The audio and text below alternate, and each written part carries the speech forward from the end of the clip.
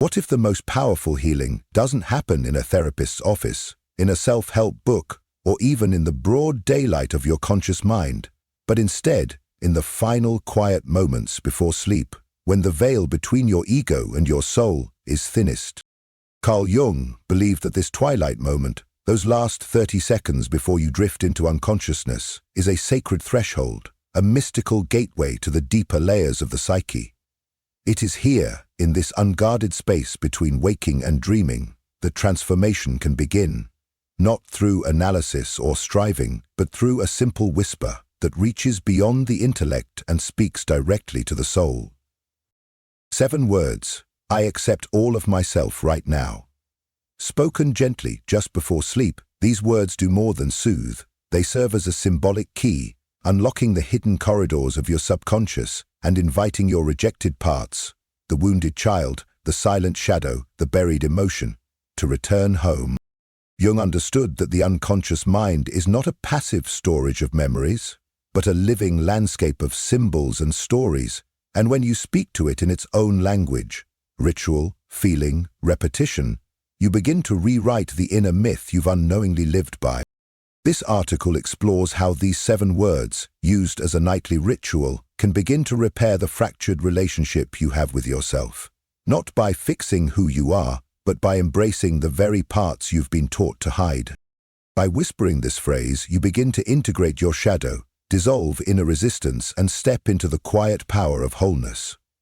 Over time, this small act can calm emotional turbulence, soften the inner critic, and realign your identity, not around shame, but around acceptance.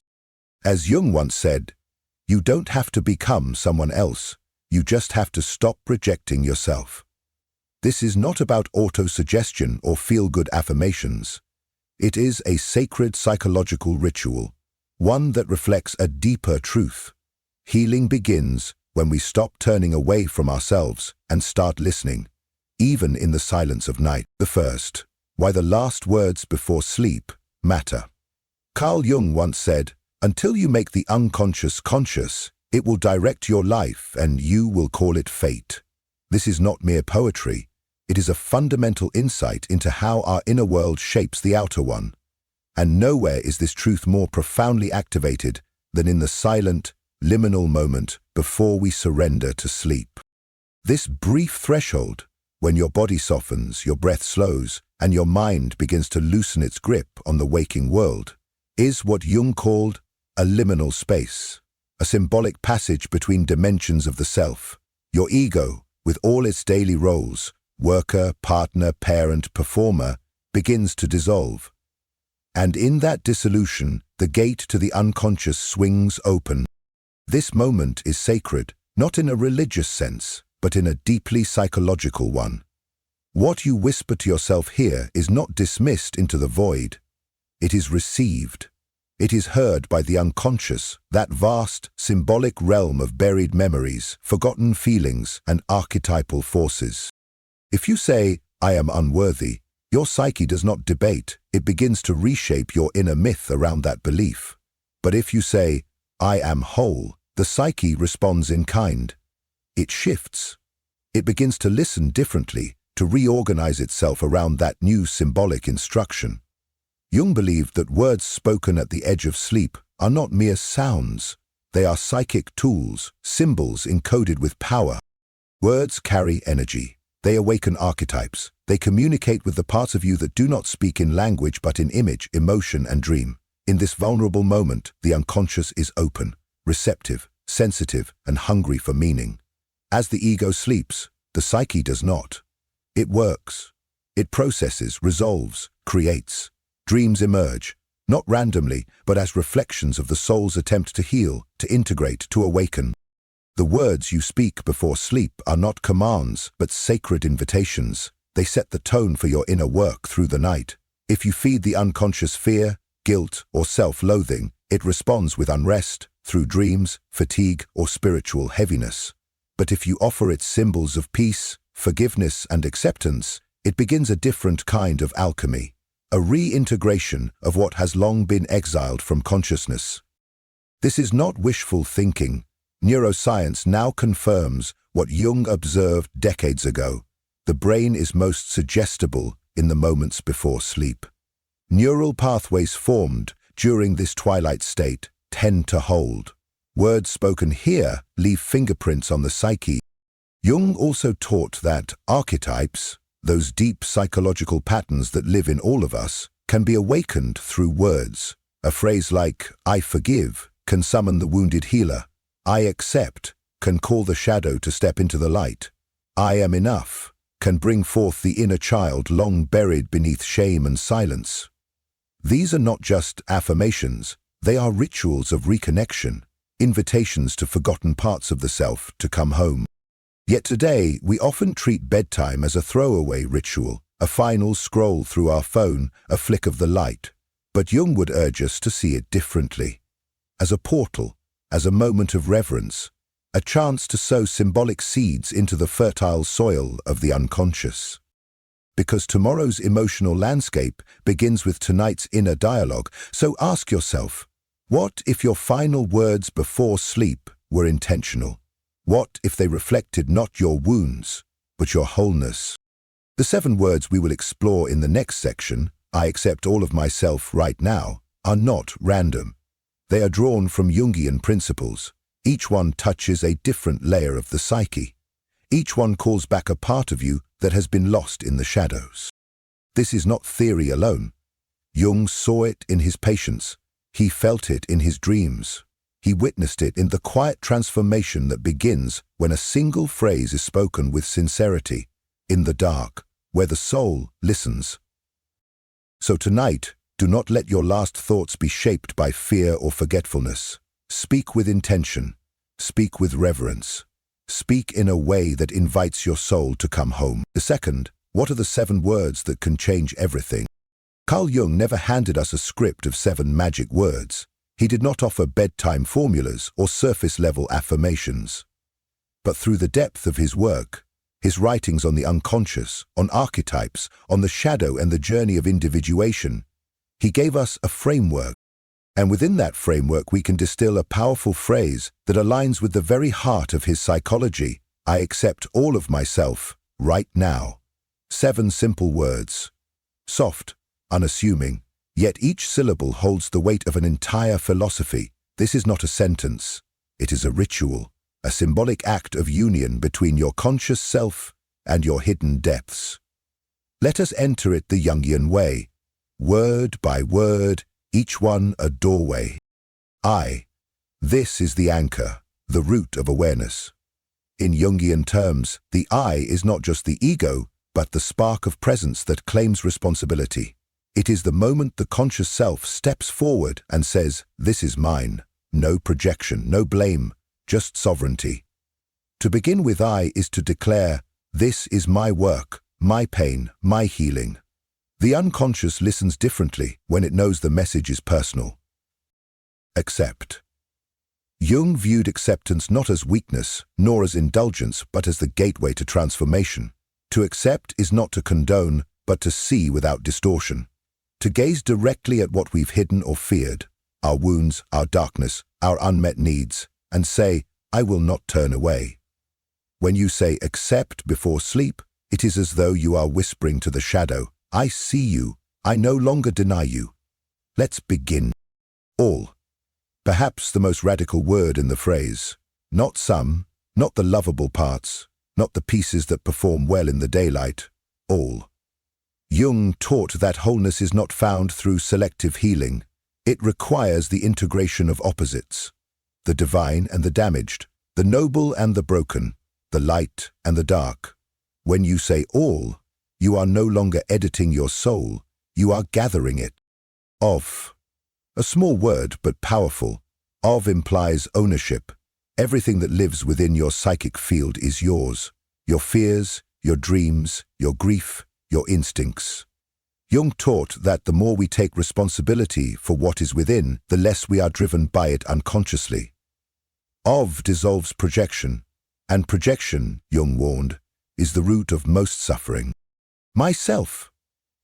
This word opens the door to the greater self, not just the ego, but the totality of who you are. Jung believed the self is the archetypal whole, the internal source of meaning, the one who watches your life unfold from within.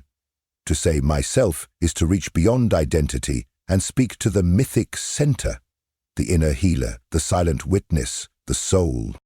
Right. This is the word that bends time. The ego lives in now, the unconscious in timelessness. Right creates a bridge. It does not postpone healing or defer worthiness to tomorrow. It calls it forth in this breath. It declares, this is the moment. The psyche responds not to delay, but to immediacy. Now, the final word, the seal. Now ends the loop of waiting and completes the invocation.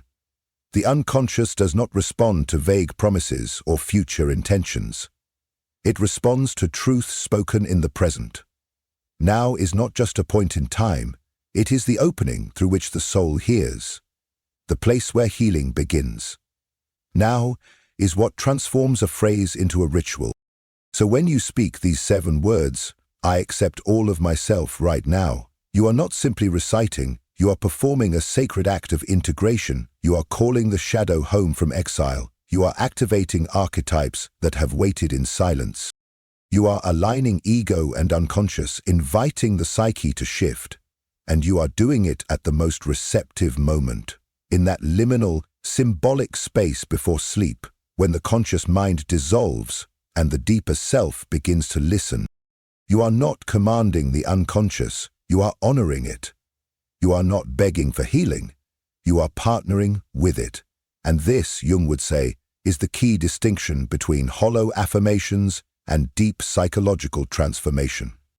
Jung never believed that words alone could save the soul, but he knew that truth, spoken with presence, spoken with reverence, could begin the return to self, the return to wholeness, the return to peace. The third, shadow integration, begins in the night. Carl Jung often described the unconscious as a vast inner kingdom, mysterious, powerful, and largely unknown to the waking self. And at the heart of this kingdom lies the shadow, the parts of us we have repressed, denied, or judged as unworthy.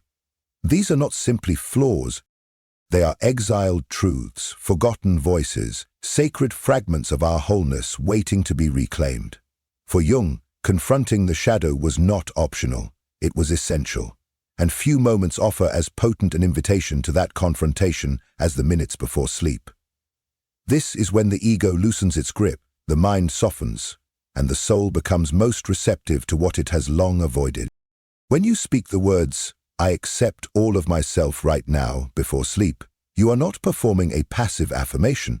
You are extending a hand to the shadow, saying, I see you. I will no longer pretend I am only the parts that win approval in the daylight. This gesture is not one of force, but of presence. Shadow integration does not begin with discipline. It begins with humility, with acknowledgement, with invitation. And the unconscious does not respond to demand, it responds to sincerity. As we sleep, the mind does not vanish, it transforms. The ego rests, but the unconscious awakens. It processes emotions, resolves inner conflict, and begins the sacred process Jung called individuation, the journey toward becoming a whole, integrated human being. When the final words you whisper before sleep embody acceptance, something within you shifts. Your unconscious receives the message, there is no longer a war within, the parts of you that were rejected. The rage, the grief, the forgotten dreams no longer need to remain hidden. And when they begin to emerge, they often do so through dreams. Jung saw dreams not as random static, but as symbolic communications from the soul. He called them a spontaneous self-portrayal, in symbolic form, of the actual situation in the unconscious. If you fall asleep with resistance or avoidance, your dreams may become chaotic, disjointed, even violent, mirroring the inner fragmentation. But if you enter sleep with conscious acceptance, your dreams begin to reflect coherence. You may encounter recurring symbols, a child lost in a crowd, a locked room, a dark figure at the edge of your awareness. These are not just dreams, these are living aspects of your psyche seeking return, and that return is the beginning of healing. Integration is not about eliminating the shadow, nor about cleansing yourself of the bad. Jung warned against moralistic purification. He knew that the shadow does not contain only darkness, it contains gold. Strengths, desires, talents and passions we suppressed to survive. The peacemaker who denied their anger may find in it a newfound fire for truth and boundaries. The sensitive soul who buried their vulnerability may rediscover deep wells of empathy and emotional intelligence. This is the alchemy of the psyche. Not self-improvement, but self-remembrance. Not becoming someone else, but finally reclaiming who you've always been. And this sacred process begins when the world grows quiet.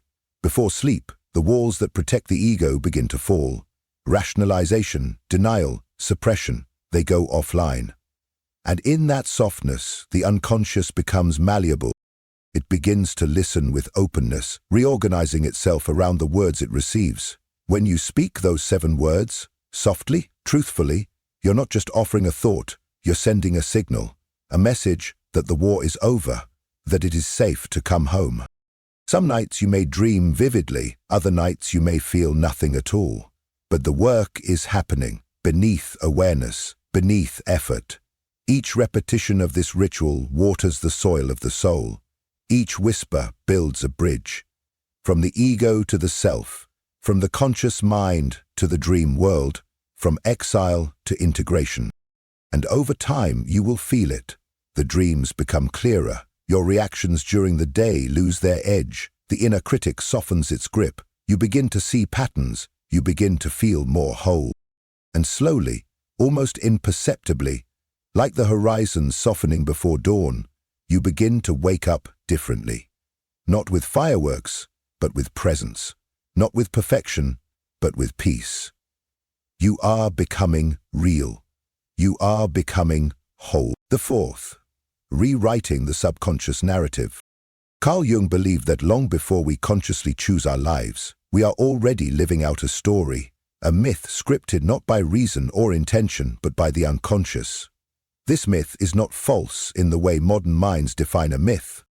It is symbolic truth, an inner architecture of meaning that shapes how we perceive ourselves, what we believe we deserve, how we relate to love, pain, success, and even to time itself. Most people never read the script.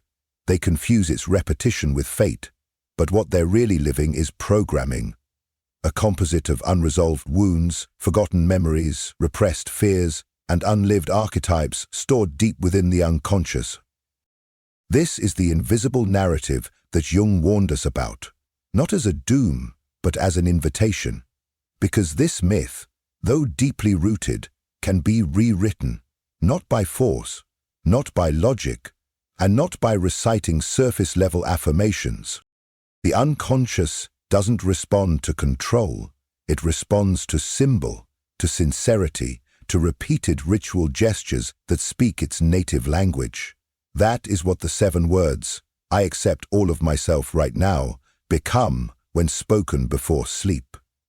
A gentle yet powerful interruption of the old story, a symbolic statement that reclaims authorship from shame and returns it to wholeness. Each time you speak these words, you plant a seed, a micro-intervention into the myth you've lived by. You are not just saying something kind, you are reshaping your psychic architecture from the inside out. The unconscious begins to listen, not to your goals or ambitions, but to your sincerity. Over time, it begins to restructure your symbolic reality.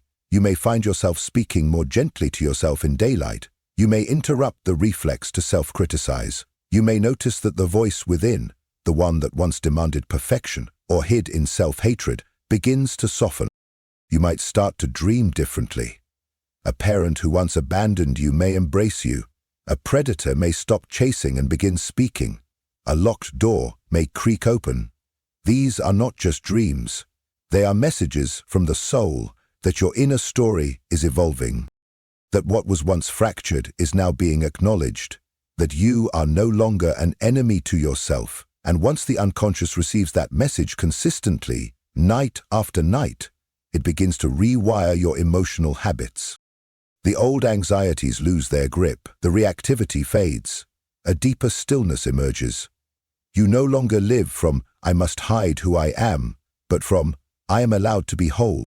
And while others may not see this shift immediately, it is foundational. It is the quiet turning point that shapes every future decision, every boundary you set, every act of creation, intimacy, and courage. Jung taught that true transformation does not come through punishment or shame. It comes through what he called self-standing, the moment you stop running from your story and begin listening, not with judgment, but with compassion. You reclaim your authority from within. That's why these 7 words matter. They are not motivational fluff. They are ritual language, words that speak to the unconscious in its own dialect. Symbol, timing, sincerity, repetition. You do not need to unearth every childhood wound before you begin to heal. You do not need to decode every trauma before you are allowed peace. You only need to relate to yourself differently, especially in the moments that matter most, like the final breath before sleep, when the gates of the unconscious are open. And in that moment, when you whisper, "I accept all of myself right now," your psyche receives the message. It's safe. The war is over. You no longer have to protect me from myself. This is how you begin to rewrite the myth. Not by forgetting what hurt you, but by integrating it. Not by rejecting the shadow, but by inviting it home. And each time you do, your inner narrative changes, slowly, symbolically, truthfully. You are no longer the wounded child repeating the past. You are the conscious adult remembering the truth. You were always whole. Now you are becoming aware of it. The 5th, emotional alchemy, while you sleep.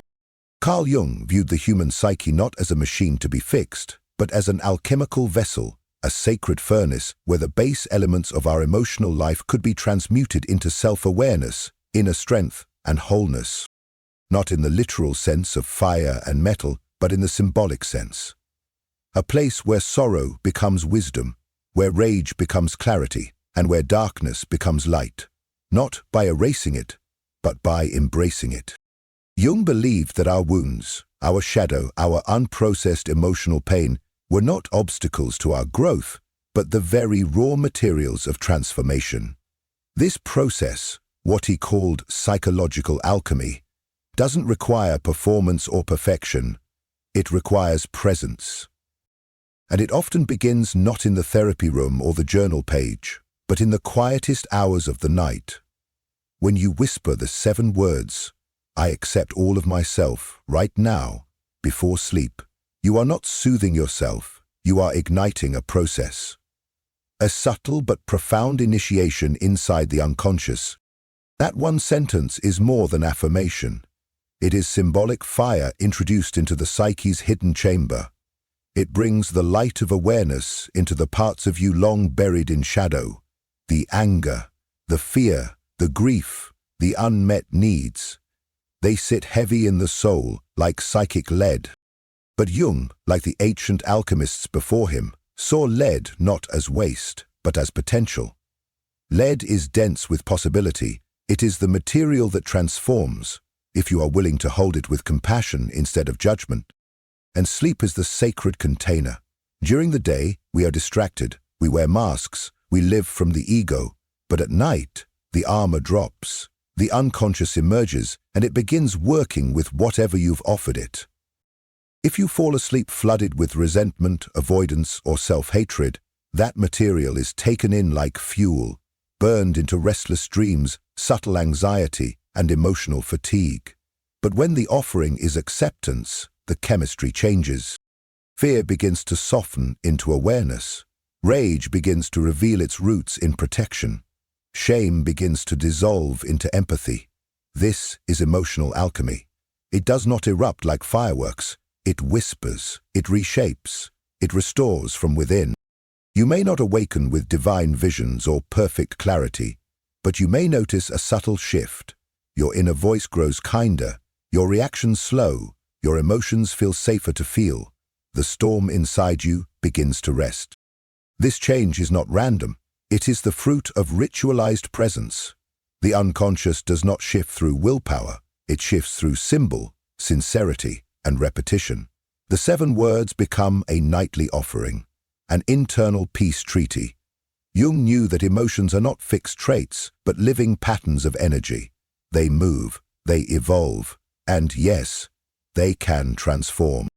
By offering self-acceptance before sleep, you are not suppressing the dark. You are inviting it to unfold safely. You are signaling to your unconscious, you no longer need to protect me from myself. This is where true healing begins. Not with force, but with willingness. Not with answers, but with openness. And willingness is everything. Jung taught that what you resist not only persists, but grows stronger. The path to peace is not control, it is surrender. It is the courage to feel what you've avoided, and to trust that your psyche knows how to metabolize what you've carried for too long. The 7 words are not magic. They are a threshold, a doorway through which the soul begins to breathe again. Each time you speak them, you soften the wall between you and your emotions. You create space for your inner healer, the self, to emerge. You do not need to dissect every feeling to transmute it. You simply need to stop rejecting it. That's what these words do. They are the gentle flame that warms the alchemical vessel. They say to your psyche, you are safe now. You are heard. You are allowed to change. And in that sacred invitation, the healing begins. The 6th. Jung's clients and the power of night rituals. Carl Jung was not merely a philosopher of the psyche. He was a physician of the soul, a clinician who spent decades working directly with patients from all walks of life. Artists, soldiers, scientists, mothers, scholars, and seekers. His consulting room in Küsnacht, Switzerland, became a sanctuary for those carrying unspoken burdens. Individuals not merely seeking analysis, but transformation.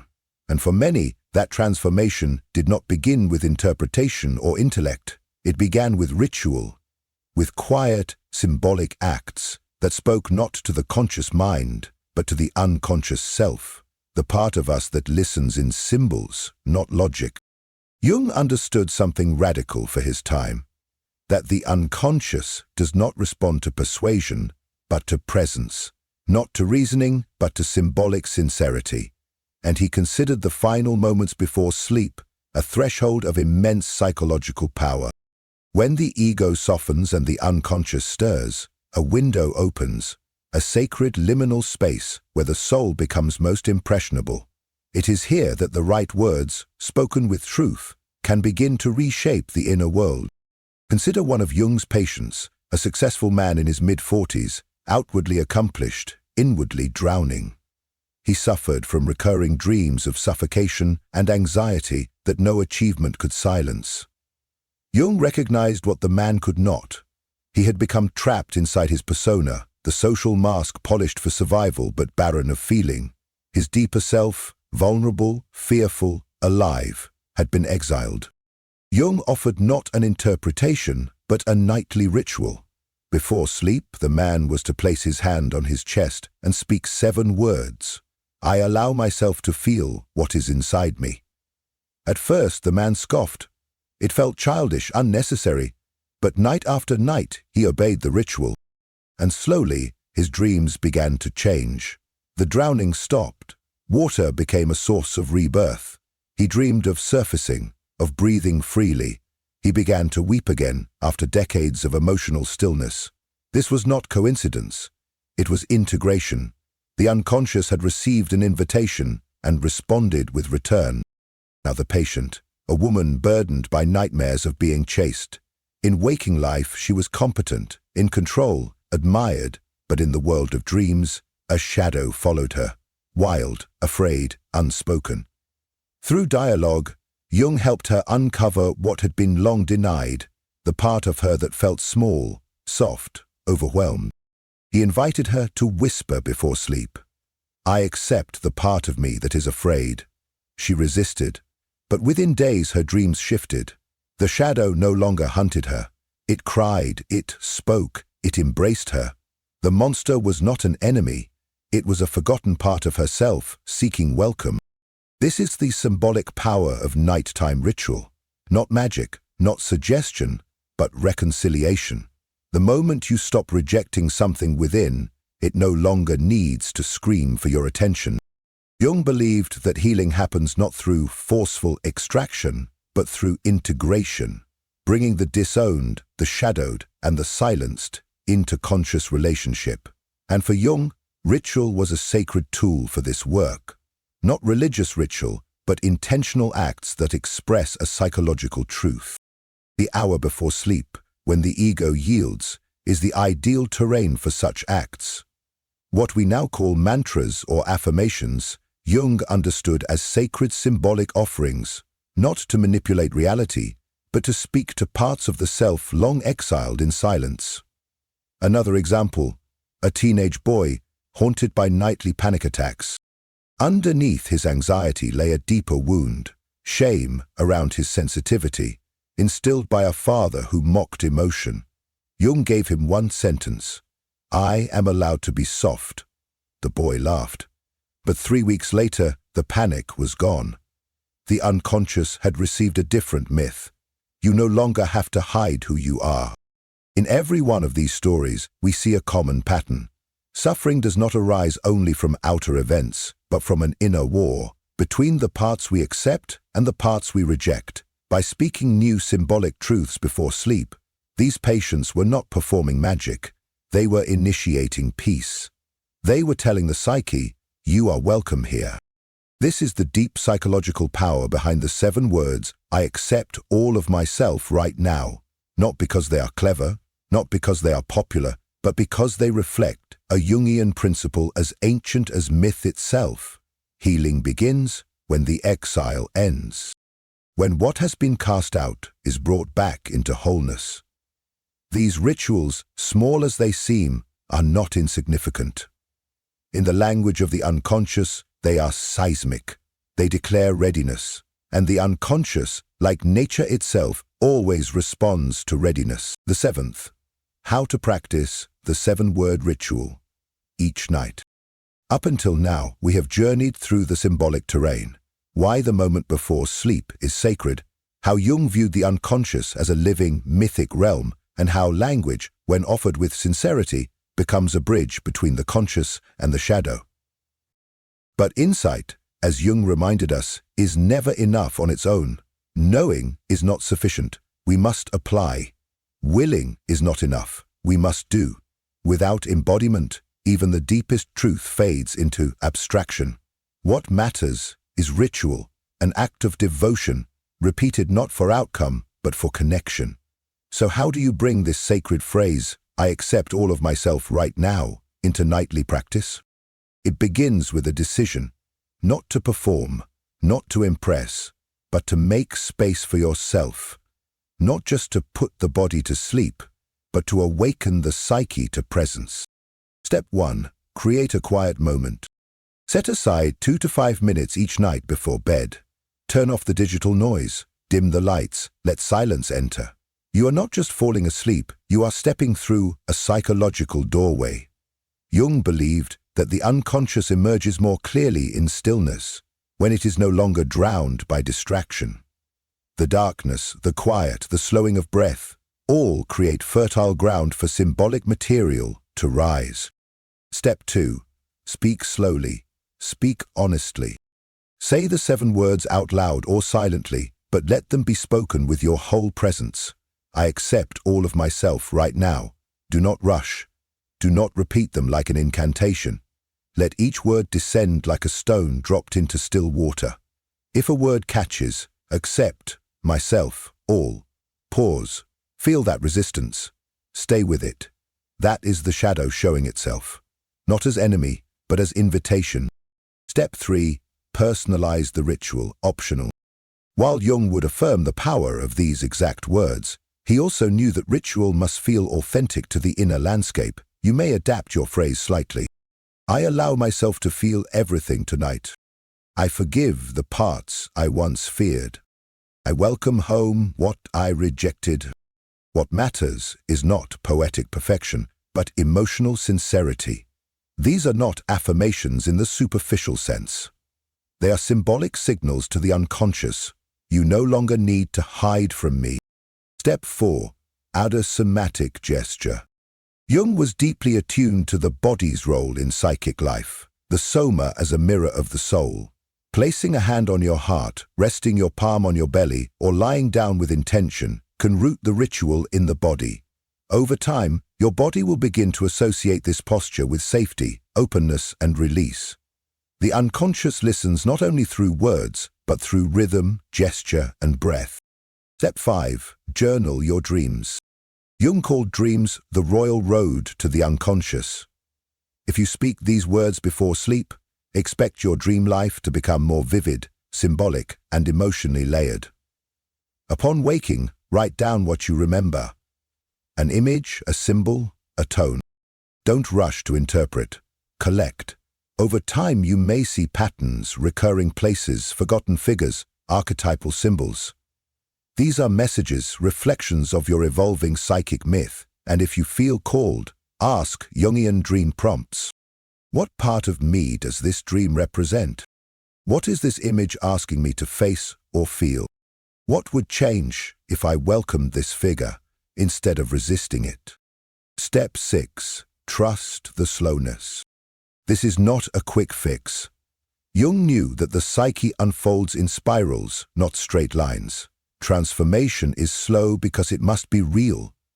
You may not feel anything after one night, but over weeks and months, a quiet trust begins to build.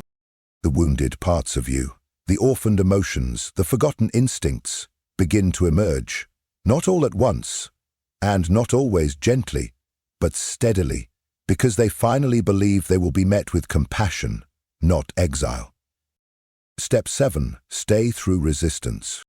There will be nights when you resist, when you're tired, when the words feel hollow or silly. That's when the ritual matters most, because it is in those very moments, when you least want to be present, that presence becomes most powerful.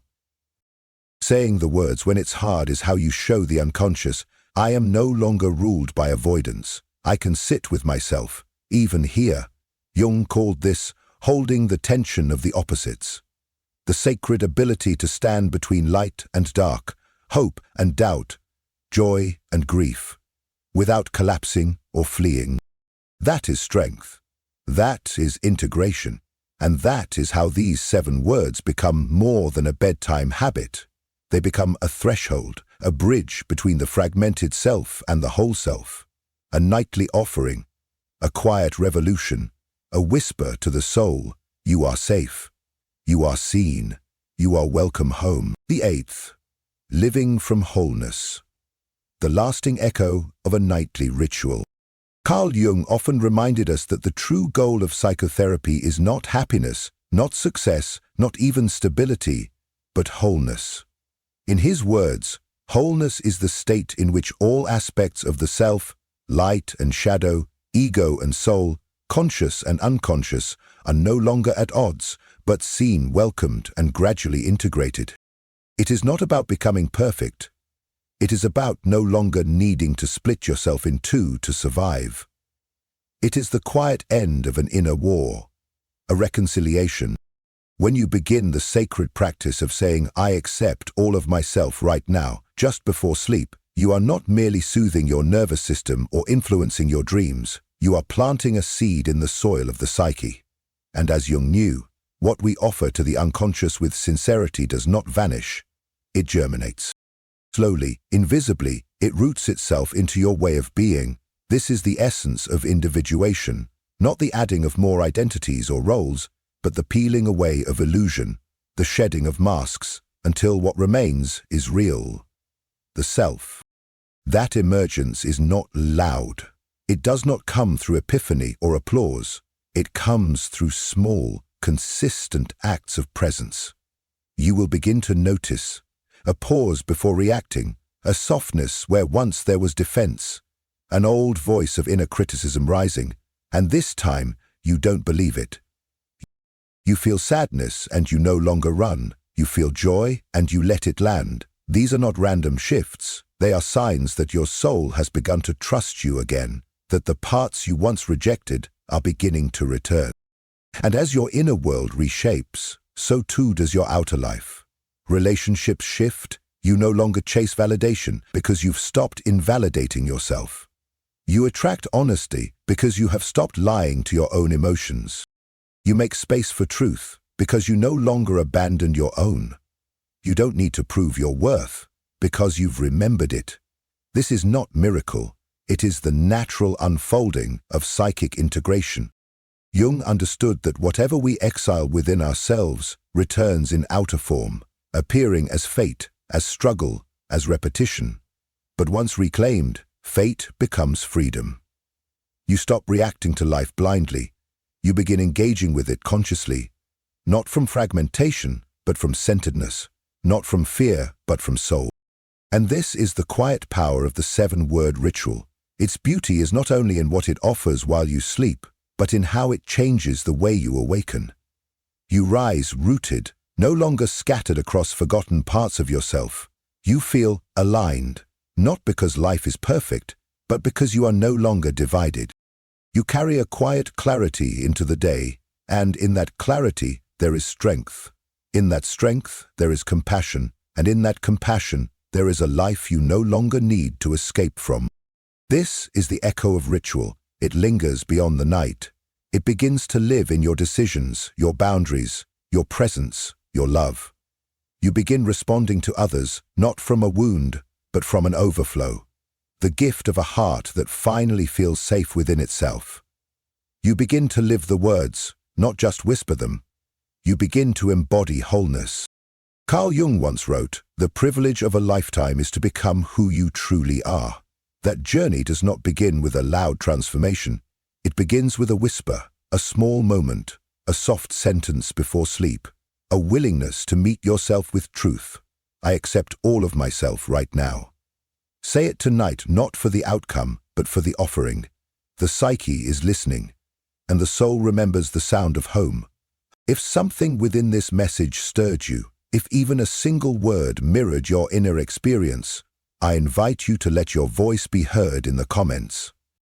Have you encountered that soul whose presence feels like home, or are you still walking the sacred path back to yourself?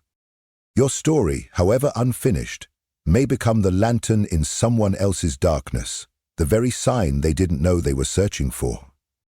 And if someone close to you is silently struggling with the illusion that love must hurt, that self-abandonment is the price of connection, or that they are unworthy of peace, share this video with them. Help me reach the ones who need to remember. Real love does not demand that we shrink. True connection does not ask for sacrifice of the soul. And the most vital union we will ever form is the one with our own inner truth. Before you go, I invite you to subscribe and activate the notification bell. Here, in this space, we journey beneath the surface of things, exploring the hidden architecture of the psyche, the whispers of the unconscious, and how every relationship is but a mirror reflecting our personal evolution. If there's a theme, a question, or a wound you would like us to explore in future videos, leave it below. This space breathes because of you. Your voice is not only welcome here, it is essential. Thank you for showing up, not just to this video, but to your inner work, to the sacred labor of remembering who you truly are. And always remember this, when the right person appears, your soul will know, not through fear, but through peace. But until that moment, let your most intimate relationship be the one you cultivate within. That is the foundation, that is the home. And from that wholeness, all things real are born. Until next time, I'll see you on the path.